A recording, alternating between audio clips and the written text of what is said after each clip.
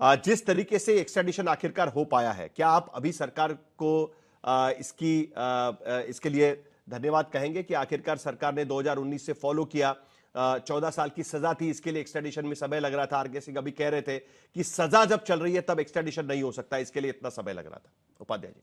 देखिए, ये मुद्दा जो है अंतर्राष्ट्रीय स्तर पर भारत लगातार लड़ता रहा और भारत की ये प्रक्रिया जो है कहीं न कहीं सफलतम रूप में आई है। एक लंबी प्रक्रिया थी। ऐसा नहीं है कि ये कोई 1 दिन 2 दिन में हुआ है और वाक़ई आरके सिंह जी ने जो बात रखी है, मुझे लगता है कि उन्होंने तथ्यात्मक दृष्टिकोण से जो उस समय जो परिस्थिति, उन परिस्थितियों को उन्होंने स्पष्ट आपके सामने रख दी है और जनता को इस बात का क्लैरिटी हो गया है कि चूँकि वो खुद ही उस समय गृह सचिव थे, देश के उस कमान को, सारी प्रक्रिया को उन्होंने देखा था।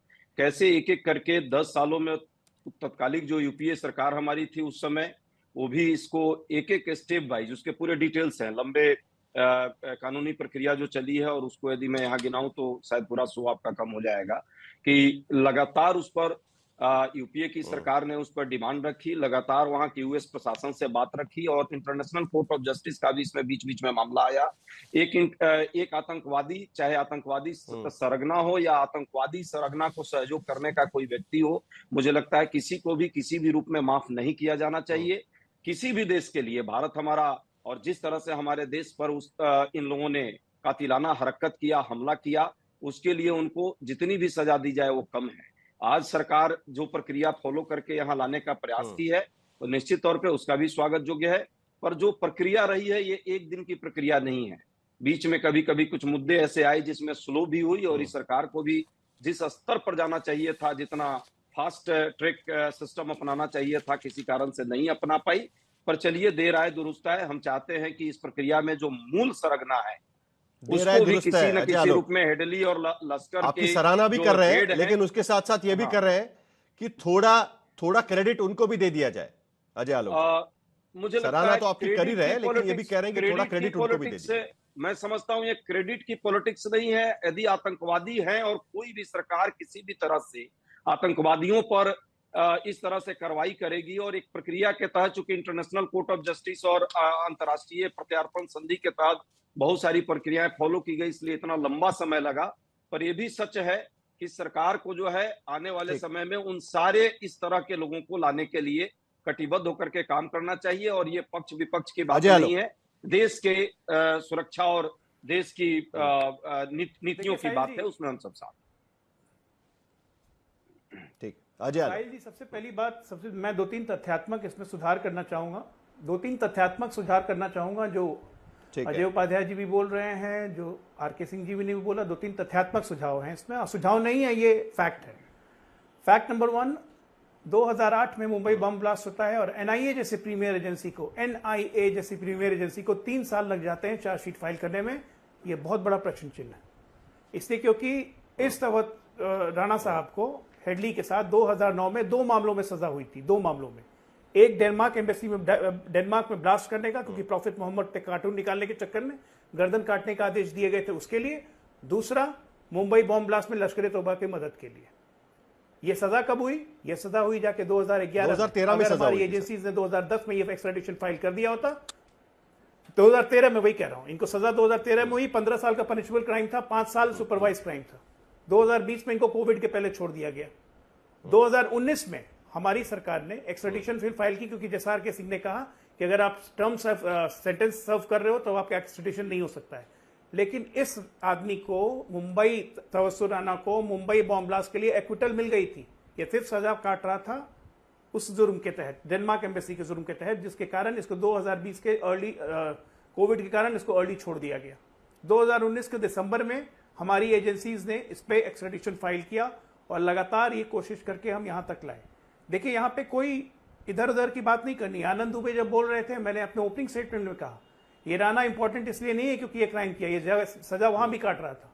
ये इंपॉर्टेंट इसलिए है कि यहां पे लूप होल्स जितने पाकिस्तान के जुड़े हुए हैं, जितने इंडिया के जुड़े हुए हैं, जितने इनके फंडर हैं, जितने इनके स्पॉन्सर हैं, उन सब का नाम सामने आएगा, जो कि लगातार एक पर एक आ रहा है। कवर शील्ड फील्ड किसी को नहीं देनी चाहिए। Terrorist is terrorist. बाल ठाकरे कहते थे, मैं एक भी पाकिस्तानी या बांग्लादेशी को हिंदुस्तान की धरती पर देखना नहीं चाहता हूं और मैं एक भी टेररिस्ट का ट्रायल होते हुए देखना नहीं चाहता हूं। वहीं पे खत्म करो। ये बाल ठाकरे के वर्ड्स थे, मेरे नहीं। आज आनंद जी के वर्ड्स कुछ और हैं। समय के साथ प्रायोरिटीज बदलती है, मैं समझता हूं, लेकिन आज की तारीख में ये अगर एफर्ट दिया जाएगा तो अगर सरकार की जीरो टॉलरेंस है किसी नीति के प्रति, अगर मोदी सरकार की है, तो वो हम करके दिखाते हैं। चाहे वो एयर स्ट्राइक करना हो, चाहे वो सर्जिकल स्ट्राइक करना हो, चाहे वो इकोनॉमिकल स्ट्राइक करना हो, जो हमने बांग्लादेश के लिए किया है कल रात को, आज से लागू हो गया, या जो इस राणा जैसे मुजरिमों के लिए किया है, या और आगे भी करते रहेंगे। जीरो टॉलरेंस मतलब जीरो टॉलरेंस। जो हमारे देश के नागरिकों को, हमारे देश के इंटरेस्ट को क्षति पहुंचाएगा, वो विश्व के किसी भी कोने में रहे, वो उसको वहीं पे सजा मिलेगी, नहीं उसको खींच के लाएंगे। आनंद दुबे कुछ कहना चाहते हैं, उसके बाद मुझे डॉक्टर सिंह के पास जाना है। आनंद दुबे जो नई न्याय संहिता बनी है, जो नई न्याय संहिता बनी है, उसके तहत एक लिमिटेड टाइम फ्रेम में हमें सजा भी देनी है। साहिल भाई 5 सेकंड। राणा एक कुख्यात आतंकवादियों का सरगना है, जब उसे हम ला ही रहे हैं तो उससे हमें बहुत कुछ निकालना भी तो है, उगलवाना भी तो है, बहुत सारी खुफिया उससे एक प्रकार से उसके जो षड्यंत्र वो भी तो निकालने हैं। क्या आते ही मार दोगे? अरे पहले उससे सारी जानकारी इकट्ठी करनी है, कैसे उसने किया, कौन कौन इन्वॉल्व है, आगे कैसे ना हो, वो पूरे इंतजाम करते हुए उसको मारना है ना। इनका तो कहना है कि आते हुए उसको पहले गोली मार दो एयरपोर्ट पर ही।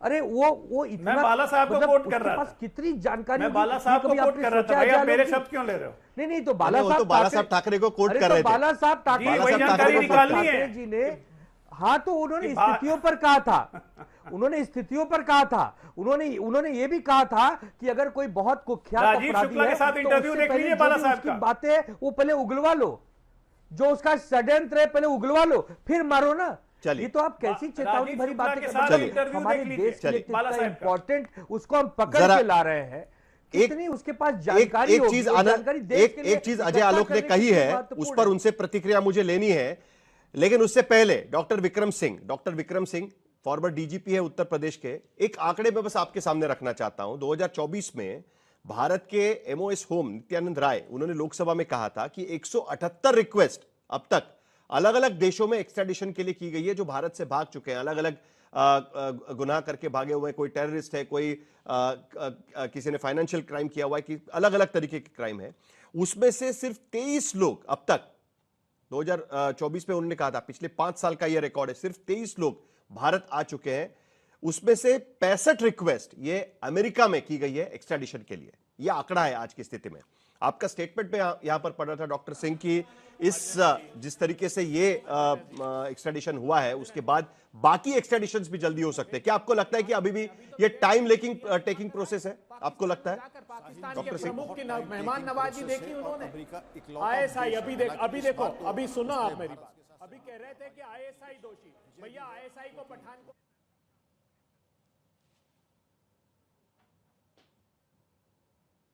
तो 2016 में पठानकोट के हमले के बाद इन्होंने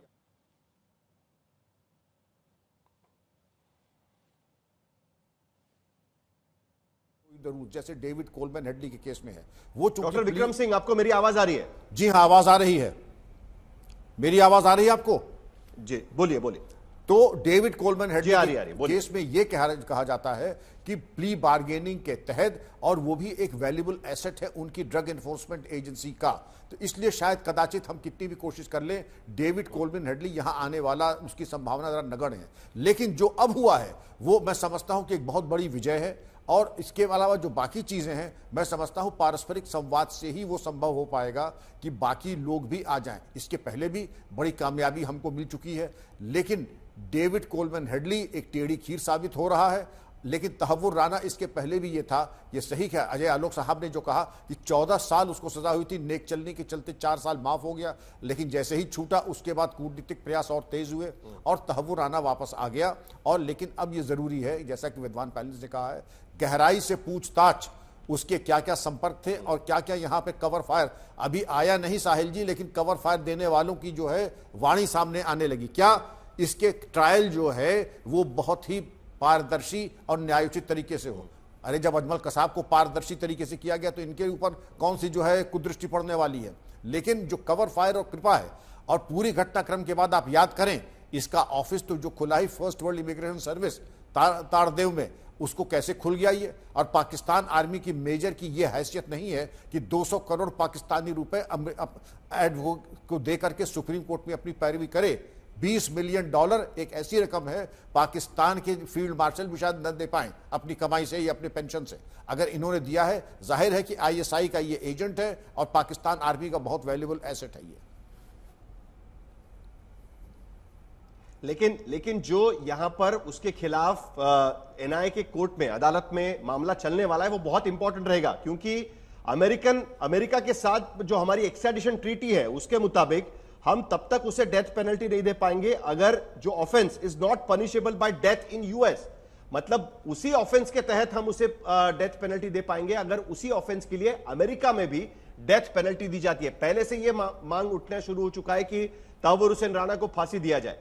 क्या आपको लगता है कि आज की स्थिति में सिर्फ कॉन्स्पिरेसी के आधार पर वो फांसी तक पहुंच पाएंगे? लॉजिस्टिकल सपोर्ट का मुख्य आरोप अमेरिका में साबित हो चुका है उनके खिलाफ। क्या NIA ये साबित कर पाएगी अपने अदालत में, क्योंकि ये सबसे बड़ा मामला बनेगा? बिल्कुल कर पाएगी साहिल जी, क्योंकि कॉन्स्पिरेसी में वही जो को एक्यूज्ड हैं उनको वही सजा मिलती है जिस बात की। अगर जेब काटने में कॉन्स्पिरेसी है तो जेब काटने की सजा हत्या में, और 166 लोगों की हत्या में अगर कॉन्स्पिरेसी है तो हत्या का आरोपी बनता है। और अमेरिका में हमारे यहां से ज्यादा कठोर दंडात्मक कार्रवाई होती है। मुझे कम से कम कोई संशय नहीं है कि NIA की चार्जशीट और NIA की पैरवी के बाद तहव्वुर हुसैन राणा को फांसी ही दी जाएगी। उम्मीद तो यही है कि फांसी दी जाएगी। अंत में डॉक्टर अजय आलोक, जो मांग की जा रही है फांसी की, लगातार ये मांग हो रही है, कितनी जल्दी ट्रायल खत्म हो पाएगी? क्योंकि ट्रायल जल्दी खत्म होना यह भी बहुत इंपॉर्टेंट है। क्या डेविड कोलमन हेडली को दोबारा पेश किया जाएगा? क्योंकि 2016 में अबू जुंदाल के मामले में उसे पेश किया गया था एज अ विटनेस। क्या इस मामले में भी ये किया जाएगा? क्योंकि तमाम सारी चीजें इसको लेकर चल रही है, बातें यहां पर चल रही है। देखिए, नरेंद्र मान साहब को स्पेशल पब्लिक प्रोसिक्यूटर अपॉइंट किया गया है, जो कि US में हमारे दयान साहब थे, उनके साथ मिलकर काम कर रहे थे। खैर, ये तो न्यायिक व्यवस्था है। न्यायिक व्यवस्था में किसको पेश होना होगा, नहीं होगा, US कितना कोऑपरेट करेगा, हम सरकार कितनी एक्टिव होगी, ये तो हम देखेंगे। लेकिन एक, जैसे बहुत चीजों में विक्रम सिंह साहब को शक नहीं है, मुझे भी एक चीज में शक नहीं है साहिल साहब, कि इसको बचाने के लिए भी, इस तहव्वुर राणा के लिए भी कोई ना कोई सिब्बल, कोई ना कोई हेगड़े, कोई ना कोई ये लोकतंत्र, डेमोक्रेसी और इंडिपेंडेंट अभिव्यक्ति के लिए इसी देश के कोई ना कोई वकील पुरजोर पैरवी करेंगे और पुरजोर इसकी पारदर्शिता की जो बात हो रही थी, पुरजोर पारदर्शिता लाने की बात करेंगे, इसमें कोई शक। जब अजमल आमिर कसाब के खिलाफ भी मुंबई के अदालत में मामला चलाया गया था, तब सरकार के तरफ से उनको भी वकील देना पड़ा था। देखना है कि तहव्वुर हुसैन राणा के लिए इसके बारे में सरकार क्या करती है, क्योंकि ये एक प्रोसीजर है। लेकिन उसके साथ साथ आज की स्थिति में भी हाफिज सईद हो, सकी उर रहमान लखवी हो, चौधरी खान यानी मेजर इकबाल हो, या साजिद मीर पाकिस्तान में बैठे हुए हैं और अभी भी 26/11 के हमलों के मुख्य कॉन्स्पिरेटर की तरह वहां पर अभी भी वहां पर है, लेकिन उन पर अभी तक कोई कार्रवाई नहीं हो पाई है क्योंकि वो पाकिस्तान में बैठे हैं। देखना है कि तहव्वुर हुसैन राणा को भारत लाने के बाद अब आगे की कार्रवाई किस तरीके से होती है।